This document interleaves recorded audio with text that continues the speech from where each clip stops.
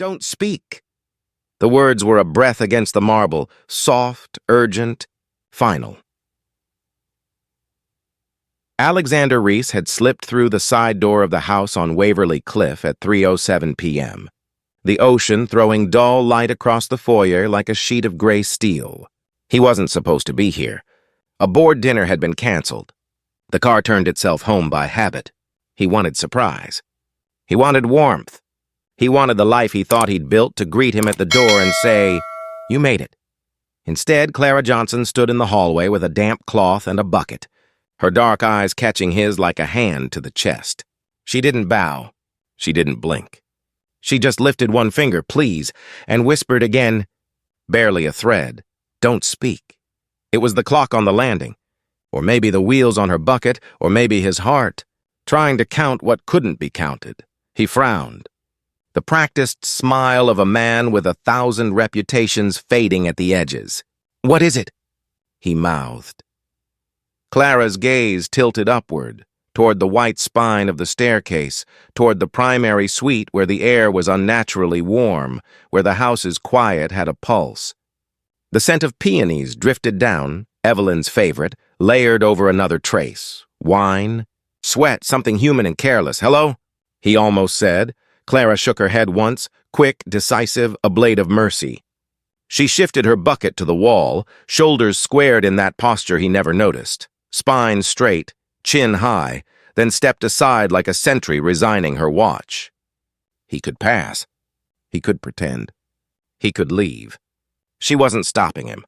She was offering a choice he didn't know he'd need. Alexander took the first stair, then the second.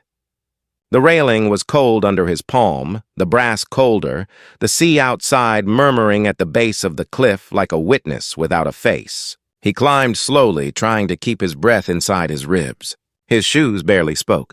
The house listened. At the landing, the corridor narrowed into shadow. Family portraits stared through glass. Silver frames, pale faces, lives curated for symmetry. In one, Alexander at 30 held a trophy shaped like an arrow. In another, he and Evelyn posed on this very staircase, white on white, victory on victory. Behind him, Clara's bucket wheel clicked once against the baseboard. The bedroom door was ajar by a finger's width, enough to draw a line of light across the corridor, thin and indecent. He heard a low voice, male, half laugh, half command. Then a higher voice, familiar, rehearsed without trying, his wife's. Soft syllables dissolved into breath. He put his hand on the knob and felt the house contract. This was the moment his life would split. Before and after, he felt it as plainly as the brass warming under his skin. He could name the price of nearly everything he owned. He had never once calculated the cost of knowing. He turned his head. Down the hall at the top of the stairs, Clara stood in profile, framed by the wash of gray light from the landing window. She didn't look away. Her expression was not pity and not triumph. It was steadiness, the kind reserved for storms. He understood then, dimly, belatedly, that this woman he had not seen for years had always seen him. And now she was asking him to see himself. He closed his eyes. The clock downstairs breathed. He turned the knob. The door whispered open on its hinges, and the light broke across his shoes like a confession trying to become law. He did not speak. He did not breathe. He stood at the threshold and let the truth arrive. Time shattered without a sound. Evelyn's laugh froze first, mid-bloom. The sheet slid along her shoulder like a failing lie. Beside her, a body moved, male, shirtless, familiar in a way that made the floor tilt. Julian, not a stranger. Not a rumor. His brother, his second in command, his oldest argument dressed in skin. Alexander didn't step forward. He didn't lunge or shout. The world narrowed to a lens. White duvet, wet glass, wine stem smudged on the nightstand, a watch he'd given Julian glittering where it didn't belong. Every detail lined up like numbers in a ledger, ruthless and clean. "Alex," Evelyn said, and the name fell apart in her mouth. Julian was faster with words and worse with truth. "This isn't..." Alexander lifted a hand, not to strike, not even to warn, but to mark air. The gesture stopped them the way a cliff stops water. He swept the room with his eyes once more, slow, indexing what would become memory. The angled blinds, the ripple of fabric at Evelyn's waist, the red crescent on Julian's shoulder where a ring had pressed too hard. He took one breath, then another. He turned away. The corridor met him with a hush like snow. On the landing, he steadied himself against the banister. Below, the front door waited with the patience of oak. He descended without hurry, each step measured, each footfall a kind of arithmetic. No fury yet. Only the clarity that comes before a storm learns its name. Clara was at the base of the stairs, hands empty, bucket pulled flush to the wall. She didn't reach for him. She didn't retreat. The hallway light softened the plane of her cheek and caught the sheen at the edge of her eyelashes, where salt had gathered and refused to fall. He felt an odd impulse to apologize, as if he were the one who had trespassed, as if pain were a room she owned. Her voice, when it came, was almost nothing. "Do you need—" He shook his head. A tiny movement. He found his coat on the console table without looking. Keys, phone, wallet, the artifacts of a person who still believed in schedule. He reached for the door. Then he noticed the ring. A plain band, his, skated the edge of the hallway rug as though uncertain which way the house inclined. He bent, lifted it, weighed it in his palm. Metal remembers heat. It was cool now. Behind him, upstairs, a floorboard answered a shifting body. He placed the ring on the console and aligned it with the grain. The gesture felt ceremonial, like laying a coin on a tongue and closing a mouth. "Mr. Reese," Clara said, not quite above a whisper. He faced her fully for the first time in years. Up close, he could see the tiny scar along her eyebrow, a pale thread in dark skin. A story he didn't know. He could see the steadiness again, absolute, unadorned. He could see that she had chosen what to do with the truth, and that her choice, for now, was him. "Thank you," he said. Voice low, not for warning him, he hadn't listened, but for standing still when everything else broke. He stepped into the salt, bright afternoon. The ocean's breath colder than he expected. The driveway ran like a gray ribbon toward the gate. Beyond it, Waverly Bay held the horizon hostage. He walked without looking back, the house shrinking behind him, the front door closing on a suction of quiet that felt like a seal. Inside, Clara drew a slow breath and moved through the hallway the way a keeper moves through an empty cathedral. She found the ring where he had placed it, straightened it again, then left it there, an anchor in a storm of linen and glass. On the second step, her bucket wheel clicked once again, and then was still.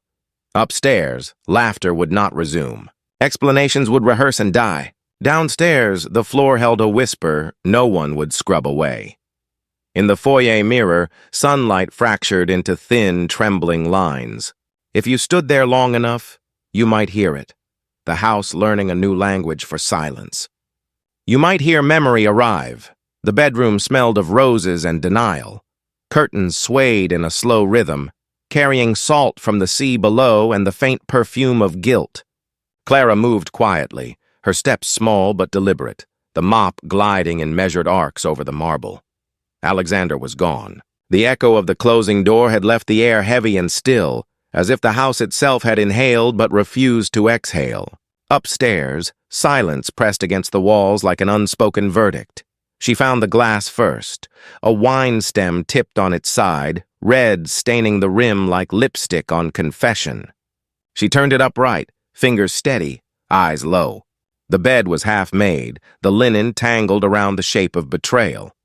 Evelyn appeared in the doorway, robe loosely tied, gold still glinting at her throat. Her voice broke the stillness with practiced grace. "You can leave it, Clara. I'll take care of the rest." Clara's hands paused on the sheet. "Yes, ma'am."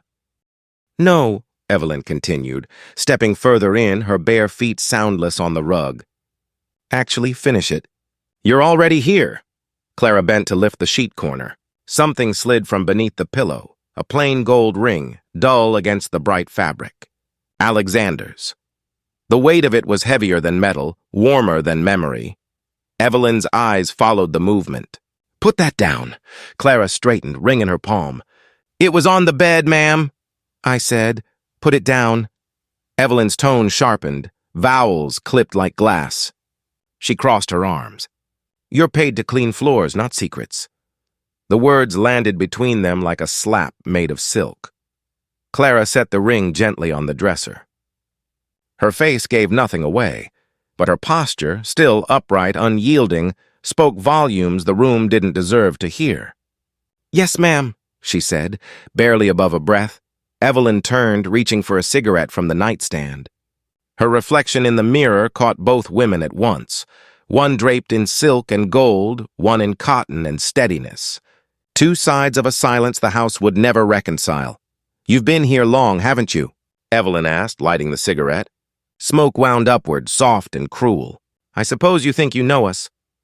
Clara didn't answer. Evelyn smiled, a slow curl of superiority. People like you always think silence makes you noble. It doesn't. It just keeps you invisible. Clara gathered the bedding, folding it into a perfect square. Her movements were prayer-like, precise. Maybe, she said softly, eyes fixed on the fabric. Invisible is safer than seen. Evelyn laughed, a sound brittle enough to break the air. Go home, Clara. Yes, ma'am. When Evelyn left the room, Clara stood for a moment facing the mirror. The smoke lingered like the ghost of every word that had ever meant less than human.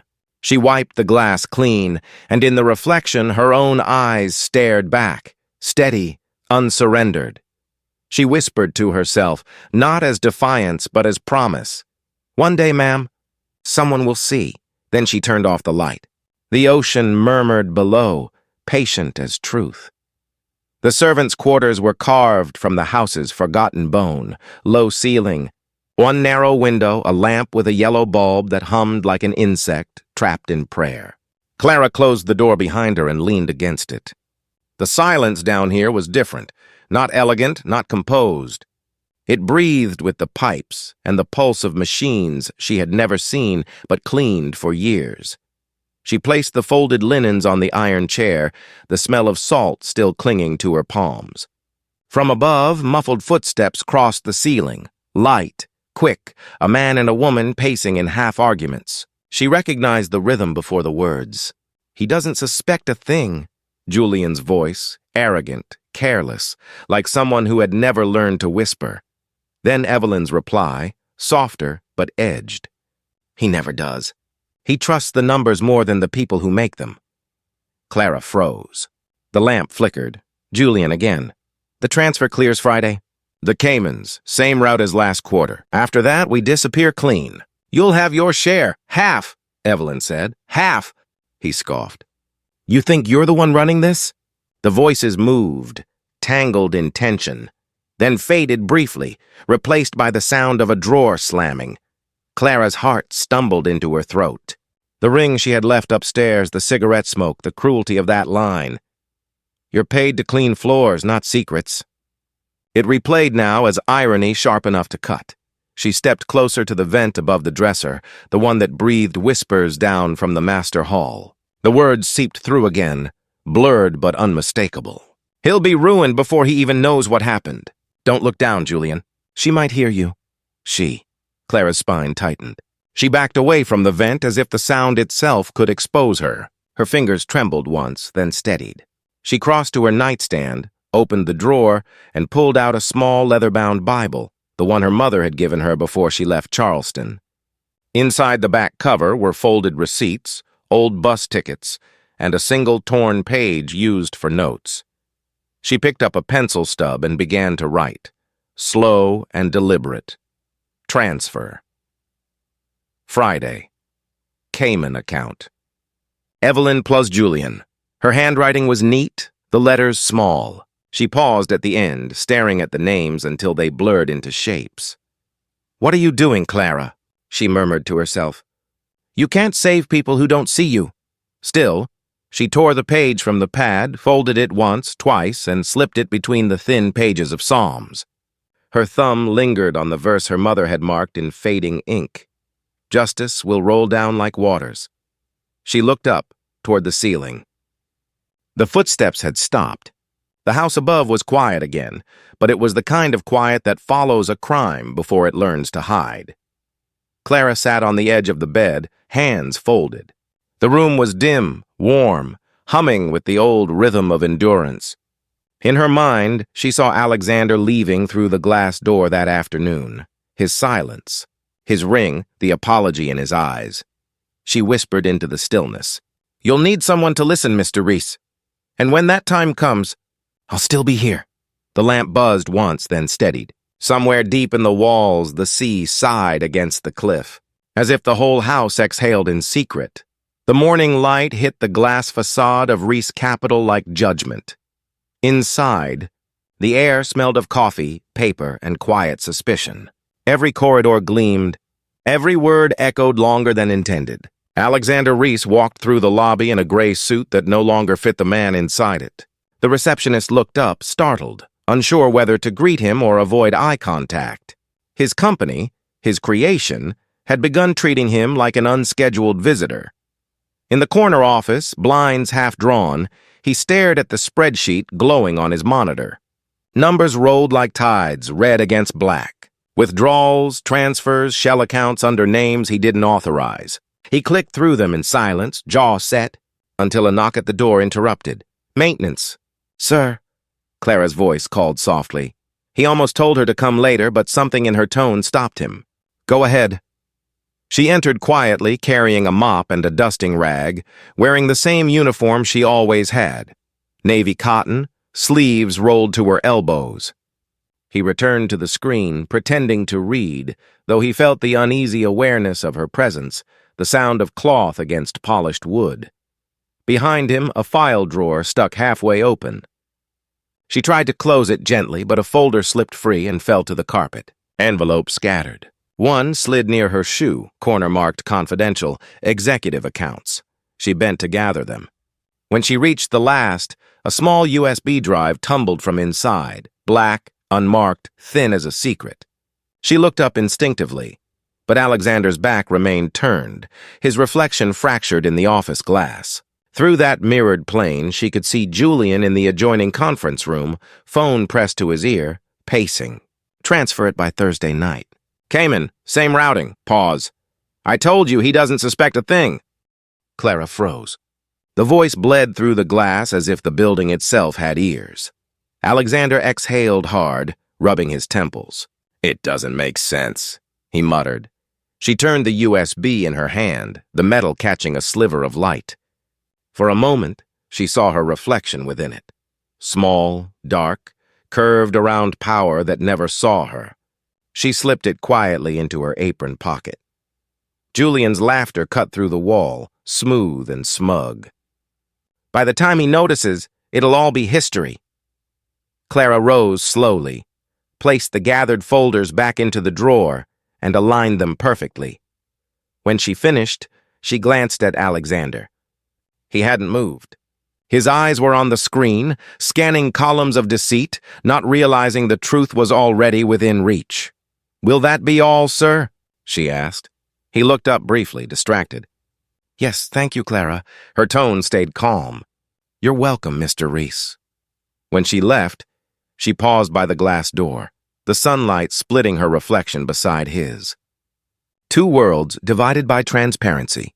She touched the frame lightly and stepped into the hall. The corridor hummed with fluorescent light.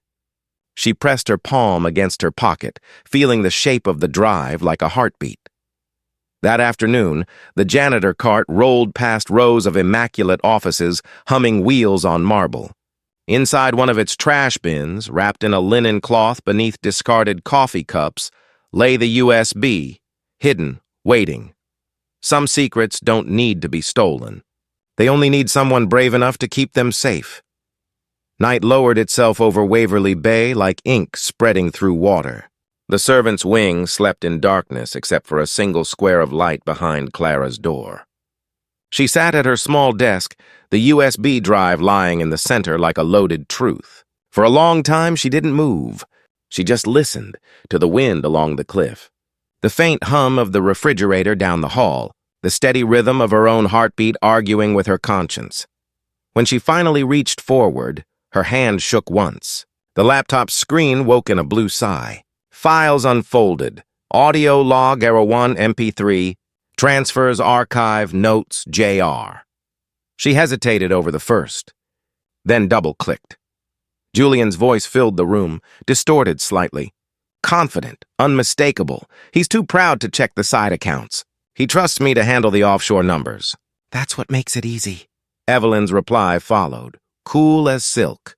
What about Clara? She's around more than anyone else. She listens. Julian laughed, low and amused. She doesn't count. People like that never do. Clara's eyes closed. The sound scraped something raw inside her. The recording continued. Bank names, dates, coded phrases about laundering, about erasing Alexander's access before Friday. Each line heavier than the last. Then Evelyn again. He'll blame himself. That's the beauty of it.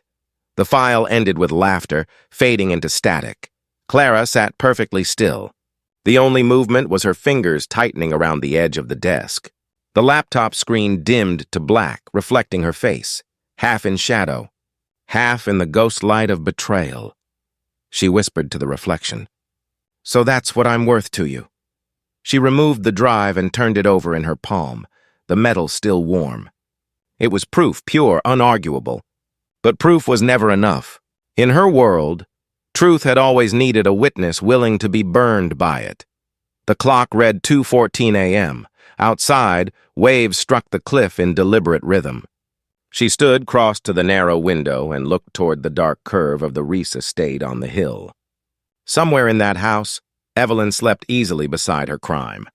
Somewhere else, Alexander was alone, convinced his empire's ruin was his fault. Clara pressed her hand against the cold glass. You trusted them because you could afford to, she murmured. And they betrayed you because they thought I couldn't. She turned, opened the small trunk by her bed, and pulled out a tin lunchbox, old, dented, the kind she'd carried since Charleston. She placed the USB inside, closed the lid, and wrapped it in a cleaning rag. Then she knelt beside her cart and slid it into the false bottom she'd built years ago to hide things worth keeping. A photograph, a letter, now a ledger of the powerful undone by their greed. Her body relaxed once the metal clicked into place. Not relief, just readiness. From above, a faint thud echoed through the pipes. A door closing, maybe, or guilt shifting in its sleep. Clara looked up, eyes steady. You think I'm invisible? She whispered. But I see everything. She turned off the lamp. The room folded into darkness. Through the small window, the sea kept rising and falling, as if rehearsing for the moment it would finally break the cliff. The storm didn't come from the sky. It came from the headlines. By 9 a.m., every screen inside Reese Capital pulsed with the same breaking news banner, CEO under investigation for financial misconduct. Cameras lined the sidewalk like weapons dressed in glass. Alexander Reese stepped out of his car and into the storm. His reflection multiplied in the revolving door. One man splintered into 100 images of guilt he hadn't earned. Inside, the building buzzed with quiet panic. Assistants whispered. Phones rang and died mid-call. Somewhere down the hall, a printer spat out his downfall one sheet at a time. He walked past them all, tall but hollow, eyes shadowed by disbelief. Mr. Reese, the board is waiting, said a voice. Julian's secretary. Polite but cold. The boardroom door opened to a line of faces pretending to be neutral. Papers were stacked in front of every seat. None of them contained truth. Evelyn sat at the far end, flawless in gray silk, hands folded, the picture of composure. Julian stood behind her chair, his expression molded to concern. Alexander, she began softly, this isn't easy for anyone. He laughed once, the sound dry as dust. For anyone? The chairman cleared his throat. We've reviewed the reports, Alex. Unauthorized transfers. Irregular accounts. Cayman Islands. You signed off on most of them. He stared at the document, his own signature copied and pasted into Betrayal. I never approved, Julian cut in, voice measured. Mistakes happen when you trust too much. Maybe it's time you let someone else steady the ship. The vote took 7 minutes. The silence that followed lasted forever. When it was done, Alexander removed his badge and watch, placed them neatly on the table. No one met his eyes. Evelyn's gaze flicked to the window. Julian pretended to check his phone.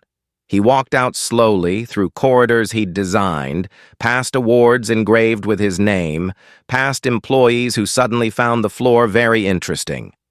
At the lobby, security waited, not hostile, just efficient. From behind the glass partition near the elevators, Clara watched. She was holding a mop, half leaning on the handle, pretending to polish the brass railing. In her chest, her heartbeat kept perfect time with the click of his shoes. Their eyes met for the first time since that day at the house. He didn't speak. Neither did she. But something unspoken passed between them. Recognition, maybe, or grief, or the fragile beginning of trust. As he stepped outside, flashbulbs burst like small explosions. The light carved his face into planes of exhaustion and disbelief. He paused, glanced once back at the tower rising behind him, and then walked into the noise. Clara lowered her gaze. The lobby went still after the doors closed. A janitor cart creaked nearby, and someone turned up the TV. A reporter's voice echoed through the empty hall. Sources suggest a cover-up within Reese Capital. The investigation widens. She wiped the same section of floor again and again until the brass gleamed. It wasn't cleanliness she sought. It was control over something, anything, in a world that punished the wrong person. When she finally straightened, she saw her reflection beside his empty elevator doors. Two worlds again, one erased, one unseen, she whispered. They took your name, but not the truth. Then she turned the mop bucket toward the exit and kept walking. Rain had been falling for hours, washing the glass walls of the Waverly house until the ocean and sky blurred into one gray body. Inside, Alexander Reese sat on the floor among unopened boxes and newspapers that screamed his name in bold accusation: fraud, scandal, betrayal at Reese Capital. The headlines repeated themselves like a litany he couldn't silence. The fireplace was cold, the air damp. He hadn't eaten in 2 days. His phone buzzed again, unknown numbers, reporters, former friends pretending they'd always warned him. He turned it face down and leaned his head against the wall. The salt smell from the sea seeped in through a cracked window, mingling with the bitter scent of ink and exhaustion. He opened his laptop one last time, scrolling through old emails. Evelyn's name glimmered at the top. He clicked. The thread read like a performance: compliments, reassurances, attachments with false balances. Then a short message from Julian, dated weeks before the scandal broke. We'll take care of it quietly. You don't need to worry. He stared until the words lost shape. The quiet wasn't comfort anymore. It was punishment. A knock sounded against the glass door. He didn't move. Another knock, firmer, deliberate. "Mr. Reese," a voice said through the rain. Calm, familiar. He rose slowly, disoriented. When he pulled the door open, wind and water rushed in, carrying the faint outline of Clara Johnson, holding a black umbrella and a small canvas bag. Rain slicked her hair to her temples. Her coat clung to her frame. Yet her posture was the same as ever, steady, unafraid of standing where she wasn't meant to. "You shouldn't be here," he said, voice rough. "Neither should you," she answered quietly. For a moment, they just stood there, the storm filling every space words couldn't. The wind whipped the curtain behind him, scattering papers across the floor like fallen verdicts. She stepped inside, closed the door, shook the umbrella dry. "They said you were gone," he said. "I was," she replied. "But some things don't stay buried." He looked at her, really looked this time. The uniform was gone. In its place, a dark wool coat and hands that looked both fragile and certain. "What do you want, Clara?" She reached into her bag and took out the small metal box. Set it on the table between them. "To give this to you," he frowned. "What is it?" "Something you were never meant to see." He hesitated before opening it. Inside lay the USB wrapped in a clean cloth. The same cloth she used to polish the marble floors of his empire. "You kept this?" "I keep everything that matters," she said simply. "This one might save you or destroy all of you." He met her eyes. "Why would you help me?" Her answer came slow, deliberate. Because I watched you lose everything without even realizing what was being taken. And because silence doesn't make you invisible, it just makes the truth louder."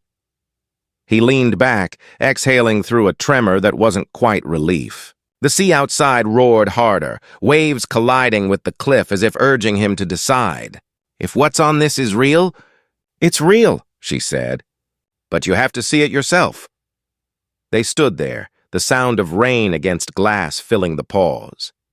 The air between them carried the weight of something both fragile and immense, an understanding born of ruin. Finally, he nodded. "Then stay, just until I know." She didn't answer, but she didn't leave. She turned off the overhead light, leaving only the reflection of lightning across the glass. For the first time, Alexander realized the storm outside wasn't trying to drown him. It was trying to cleanse. The wind had quieted, but the sea hadn't. It breathed against the windows like an unrelenting truth. Alexander sat at the desk, the laptop casting pale light across his face. Clara stood a few feet away, still and patient, as if she'd been carved from the silence itself. When he inserted the USB, the screen flickered once and opened a folder named Archive. Inside were subfolders labeled by date, each holding ledgers, offshore transfers, voice files. He clicked one at random. Julian's voice filled the room, smooth, confident, rehearsed. "It's done." His signature's on the documents. "Cayman route active." "He'll never notice." Then Evelyn's voice, soft, venom wrapped in elegance. "By the time he looks down, there'll be nothing left to see." Alexander froze. The cursor trembled in his grip. His breath came sharp, uneven. He clicked again. Emails now, written by his own assistant, forwarding doctored files, timed perfectly to match his absence during board meetings. He recognized every timestamp. He saw his own trust weaponized into a crime. Clara said nothing. She watched the slow unraveling of a man who'd built a life out of certainty and was now learning how fragile truth sounded when played back in his own home. He finally shut the laptop. The room went dark except for the trembling reflections of waves on the ceiling. "I gave them everything," he whispered. "All of this—" He gestured vaguely toward the sea, the house, the walls that no longer felt his. "And they took it anyway." "They took what they could," Clara replied softly. "Not who you are." He turned toward her, eyes red from disbelief. "You don't understand. I made them. I built this company from the ground up, and I was blind. So proud I didn't see the people closest to me tearing it apart." Her expression didn't change. "Pride and blindness are cousins, Mr. Reese. They grow from the same root." He looked at her then, really looked. The woman who had stood in corners and corridors, invisible to everyone but the dust she cleaned. And yet here she was, the only one who hadn't lied. He sank back in the chair. "Why did you keep this? You could have sold it, or destroyed it. Why risk yourself for me?" Her voice was calm, almost detached. "I didn't do it for you. Then why?" "Because truth doesn't survive in silence." She stepped closer, eyes steady in the dim light. "And because I've lived long enough to know if no one protects it, someone always buys it." He stared at her, words failing him. After a long pause, he said quietly, "You talk like you've lost something too." Clara smiled, faint and without joy. "Everyone loses something. Some of us just lose quietly." He wanted to apologize for years of indifference, for every invisible moment she had endured under his roof, but he knew words would only cheapen the gravity of what she'd done. "Clara," he said instead, "what would you have me do now?" Her eyes drifted to the dark glass beyond him. The waves reflected faint light on her face, outlining her like a figure painted in patience. "See what's been done. Don't look away. Then decide if you still want to be the man they buried." He nodded slowly, a soundless promise forming in his chest.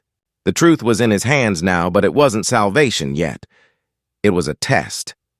As she turned to leave, he said her name once more. "Why do you think I deserve another chance?" She stopped at the door, glanced back with a kind of sad certainty. "I didn't," she said. "I just believed the truth did." Then she stepped into the corridor, and the door closed behind her like the period on a prayer that hadn't yet been answered. Dawn crept slowly over Waverly Cliff.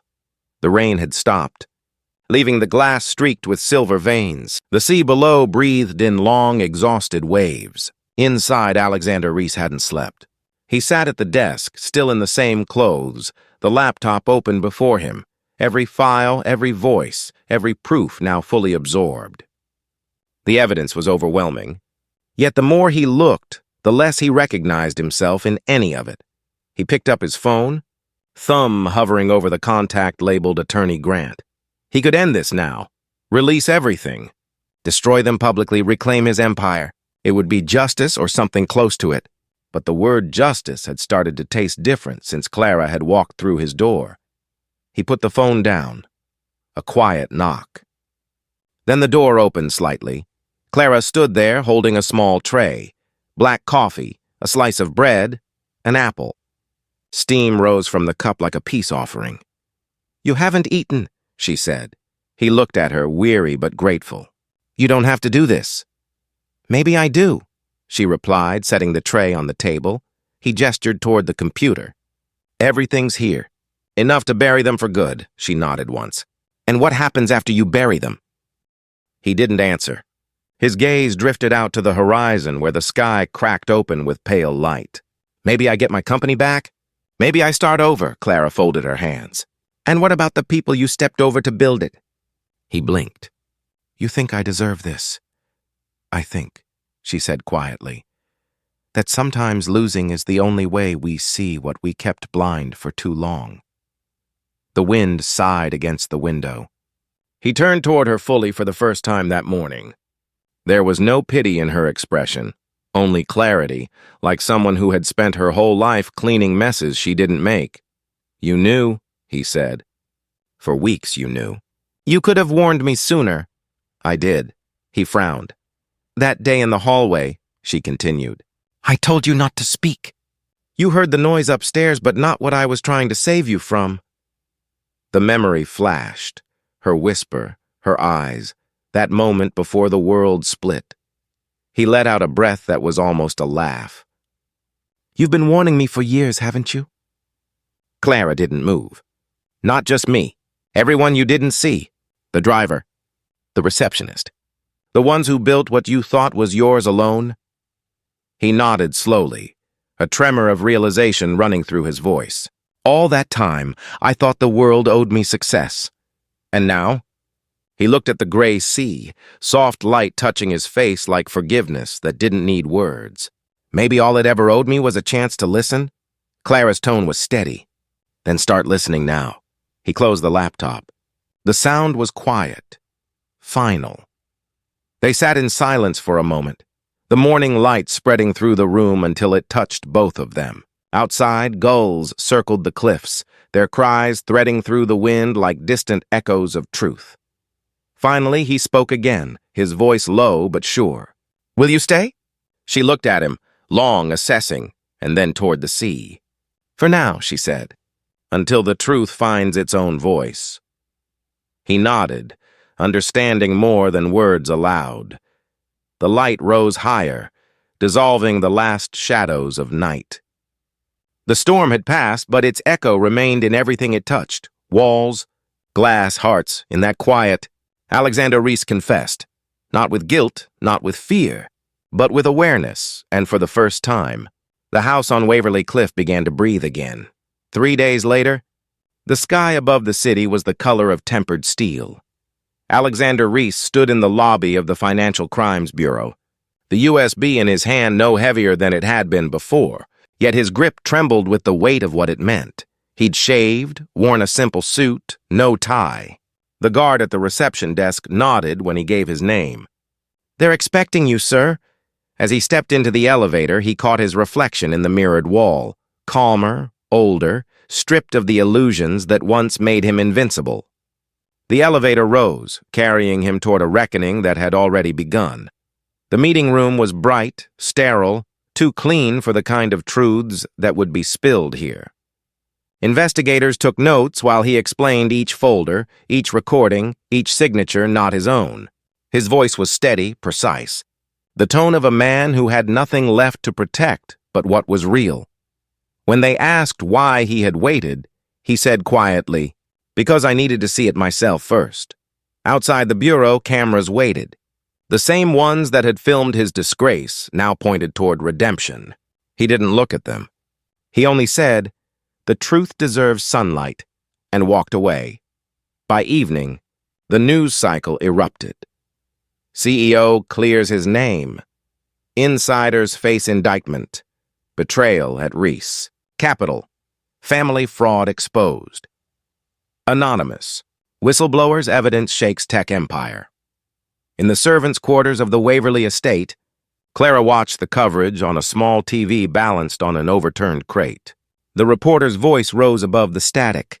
Sources confirm that the whistleblower who brought this evidence forward remains unnamed but is believed to be a longtime employee within the Reese household. The screen flashed. An image of Alexander leaving the bureau, head held low but unbroken. Behind him, Evelyn's face appeared in a still frame from her arrest, her expression a mixture of shock and pride, refusing to die. Julian's mugshot followed, smiling faintly, defiant, the kind of arrogance that doesn't understand consequence until it wears a number. Clara muted the television. The silence that followed was louder than the report itself. She sat back, folded her hands, and let the glow of the screen flicker over her face. They called her a savior now, a hero, a mystery. But she knew what she really was, someone who had done what needed to be done because no one else would. The camera cut to Alexander at a press conference, standing before a cluster of microphones. His voice was measured, grounded. What happened wasn't just a betrayal of one man, but of trust itself. Power blinds, money corrupts, and silence lets both grow unchecked. The truth found me through someone who had every reason to stay silent, and chose not to. He paused. The room went still. To that person, wherever they are, you reminded me that justice doesn't come from titles. It comes from the courage to see what others ignore. Clara reached for the remote, turned the screen black. Her reflection hovered faintly in the dark glass, a quiet outline against the noise of history unfolding elsewhere. She whispered, "I didn't do it for justice. I did it so the house could finally breathe." Outside, the wind picked up over Waverly Bay, carrying the sound of gulls and distant sirens. For the first time, the sea felt calm. The house on Waverly Cliff was quiet again, the kind of quiet that follows a verdict. Evening light slid through the tall windows, turning the air gold and heavy. Clara stood by the open balcony doors, folding a stack of freshly laundered towels. The salt wind brushed the curtains, carrying the scent of rain that had not yet fallen. When she heard footsteps behind her, she didn't turn. She already knew them, measured, deliberate, the sound of someone trying not to disturb what they'd already broken. "Clara," Alexander said softly. She turned, calm as the sea at dusk. "Mr. Reese." He looked out of place there. No longer the untouchable man from magazine covers, but human again, slightly uncertain. In his hand, a sealed envelope. "I wanted to thank you," he said. "For everything you did." "You already did," she replied. Publicly. He hesitated, searching her face for resentment and finding only composure. That wasn't enough. He extended the envelope. "There's money in here. Enough to start over if you ever wanted to." Clara glanced at it but didn't reach for it. "Start over from what?" He faltered. "From this life. From everything I put you through." She shook her head slowly. "I didn't do what I did to start over, sir. I did it because someone had to stop pretending not to see." He looked at the envelope in his hand, the paper suddenly absurdly heavy. "You could have walked away." "I thought about it," she admitted. "But walking away doesn't change anything. It just leaves the mess for someone else to clean." He gave a short, quiet laugh, the first real sound of relief since the storm began. "You sound like my conscience." "I'm no one's conscience," she said gently. "Just someone who's tired of silence." The room filled with the slow rhythm of the sea below, the faint hum of an old clock, the sound of their breathing finding the same pace. Alexander stepped closer, Not invading, but acknowledging. They offered to make me head of the recovery board. I told them no. I think I'm done trying to lead anything. I need to learn how to follow. She met his gaze, her tone even. Then follow something worth believing in. He nodded, a trace of gratitude softening his expression. I don't know what happens next. Maybe you don't need to, she said. Maybe you just need to see, not just look. He smiled faintly. That sounds like something my father used to say. Then maybe he was worth listening to. A long pause stretched between them, filled with the warmth of light that neither tried to claim. Finally, she wiped her hands on her apron and turned back to the balcony. The horizon burned gold over the gray sea. Alexander placed the envelope on the table, untouched. If you ever need anything, she interrupted softly without turning. I already have everything I need. Air that's honest. Work that's mine. Peace. He stood there for a moment longer, memorizing the quiet strength in her posture, the steadiness that had held his world together long after it stopped deserving her. Then he said, Goodbye, Clara. Her voice floated back, low and certain. Goodbye, Mr. Reese, as he stepped outside. The dying sun caught in the glass door, reflecting their two figures in one frame, one leaving, one remaining. Both finally unburdened, the wind carried the faint cry of gulls across the cliff. The tide was turning again. The train curved through Carolina's marshlands beneath a sky so blue it almost hurt to look at. The air outside shimmered with heat, heavy with the scent of pine and salt.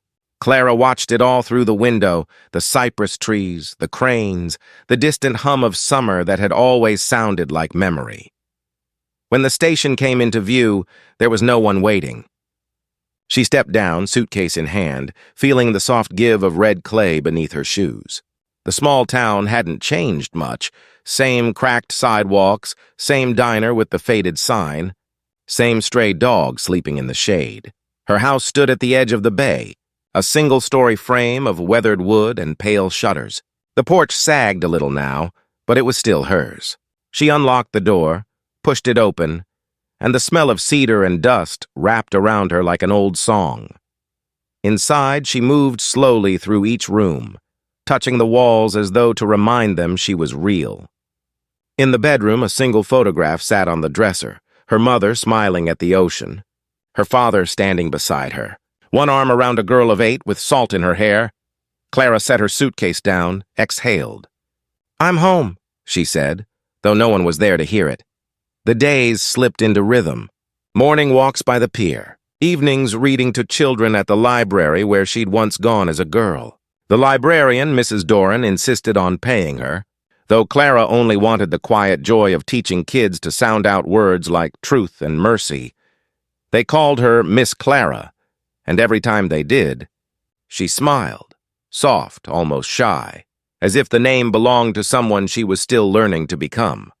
One afternoon, after closing, she lingered at the desk to sort returned books. The postman came in, dust on his boots, hat in hand. Got something for you, he said. No return address. He handed her a single envelope, cream paper, sealed with black wax. The handwriting was unmistakable, measured and deliberate. Clara held it for a long moment before opening it. The letter was short. Clara. The city feels smaller without the noise. I've left it behind. I spend my mornings by the water now, learning to listen to things that don't speak. What you did taught me that mercy doesn't wear a suit. It works quietly, the way waves smooth stone. If ever you find yourself by the northern coast again, there's a place waiting to say thank you. No cameras, no applause, just coffee and silence. R. She folded the letter carefully and placed it inside the book on her desk, The House of Gentle Justice, the same one she used to read to her students. As she closed it, the sun caught the edge of the page, turning the words gold. Outside, the tide whispered against the shore, patient as forgiveness. She stood by the window, the letter still warm in her hand, and for the first time in years, she allowed herself to breathe all the way in. The sun dropped slow and heavy into the Atlantic, bleeding orange into the shallow tide. Clara sat on the sand where the pier ended, her shoes beside her, toes buried in the cool grit. A soft wind moved through the seagrass, carrying the distant hum of cicadas and the laughter of a child. Little Eli, the neighbor's boy, chased a plastic sailboat along the waterline. Each time a wave caught it, he shrieked and laughed, as if losing and finding were the same thing. Clara smiled, her gaze following the boy until the boat drifted just out of reach. He turned, eyes wide. "Miss Clara, it's gone!" "No," she said gently. "It's just finding its way back." He grinned, satisfied with the answer, and ran off down the beach. The tide hissed and curled around her feet. She pulled from her bag the letter, creased now, edges softened by time and touch. She unfolded it again, though she already knew every word. Mercy doesn't wear a suit. It works quietly, the way waves smooth stone. She looked at the sea and thought of all the years it had taken to carve the cliffs near Waverly, how it never rushed its work. Every truth, she realized, needed that kind of patience. Behind her, the last light touched the dunes, painting everything in muted gold. The air smelled of salt and rain. She closed her eyes and breathed in deeply, whole, unguarded. For the first time, her thoughts drifted not toward what she had lost, but toward what she had kept. Her steadiness, her clarity, her voice, far to the north. On another shore where the water broke colder and rougher, Alexander Reese sat on a bench facing the sea. A journal rested on his lap.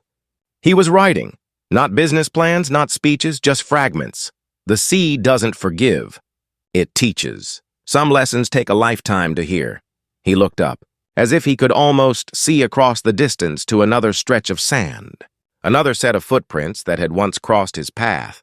The waves rolled in sync on both shores, miles apart, same rhythm. Two people who would likely never meet again, yet carried the same quiet understanding. Back in Carolina, Clara folded the letter one last time and placed it in her coat pocket. The horizon burned down to a thin red line, then faded into indigo. A heron passed overhead, its wings cutting through the wind with deliberate grace. She whispered half to herself, half to the sea. He learned to listen. The water answered with a sigh that sounded almost like relief. When she rose, the footprints she'd left behind were already softening, the tide reclaiming them without cruelty. The world didn't erase. It simply moved forward. As she walked home, the voice of the ocean lingered behind her, steady and patient. The truth isn't loud. It just waits for silence to make it heard. And in that silence, both of them, man and woman, guilt and grace, finally belonged to the same peace.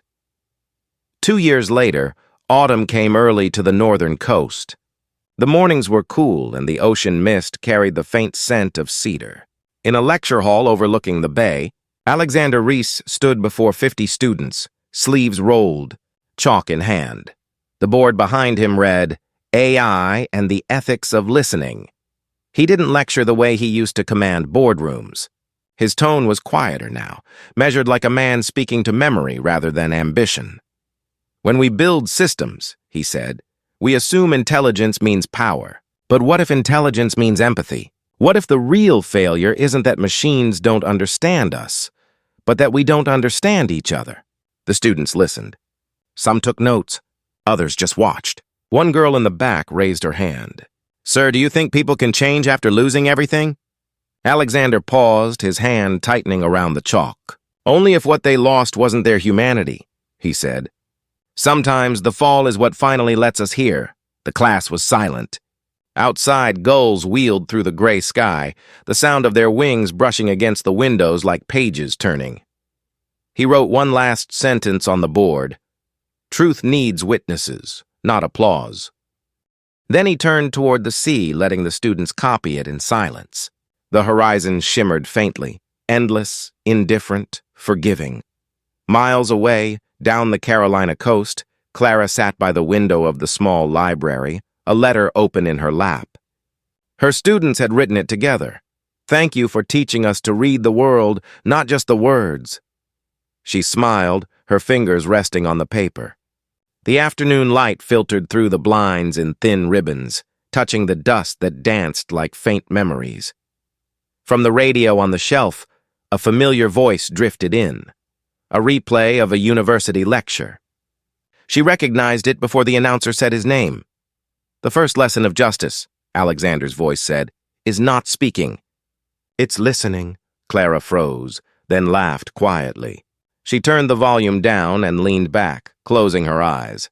Outside, the tide crept up along the shore, brushing the docks she used to walk as a child. "The same rhythm, the same music," she whispered. "He kept his promise." The evening tide climbed the rocks in slow, deliberate breaths. Alexander sat on the same bench where he had first begun to write again. The wind tugged at the pages of his notebook, trying to read what he had not yet finished. He looked out to where the horizon bled into mist. Somewhere beyond that invisible line was Carolina, and a woman who had taught him that silence could be the loudest teacher of all. He dipped his pen one last time and wrote, "Some truths never fade. They just wait to be heard again." He closed the book and placed it beside him, letting the salt air settle over the words. Then he stood, watching the ocean reclaim the light until only sound remained. Steady, endless, forgiving. Far south, on another coast, Clara locked the library door as twilight deepened. The children's voices had faded down the street, replaced by the hush of cicadas and the rhythm of the tide. She walked to the pier, the same one she had known since childhood. The boards creaked beneath her feet. The sea met her like an old friend. A breeze lifted a strand of her hair, and for a moment, she thought she could hear his voice carried faintly across the water. Not words, but understanding. She smiled, small and knowing, then whispered to the wind, "I hear you." The waves answered in kind, breaking softly against the wooden posts. The camera rises slowly, two coastlines mirrored in light and distance. The sound of the sea fills the frame, neither loud nor soft, just constant. A voiceover begins, calm, deep, reflective. In every story of power, there are voices left unheard. Some whisper, some wait, and sometimes it takes a fall to finally listen. Justice isn't always a verdict. Sometimes it's a quiet echo that never stops returning. The screen fades from the rolling sea to black. A single line appears in gold letters. Some truths never fade. Then the closing voice, warm, steady, inviting. If this story moved you, if you believe truth deserves a voice, subscribe to Black Voices Justice, because every silence we break brings another truth to light. Soft instrumental music swells, strings and low piano, as the final image fades back to the ocean, calm and endless.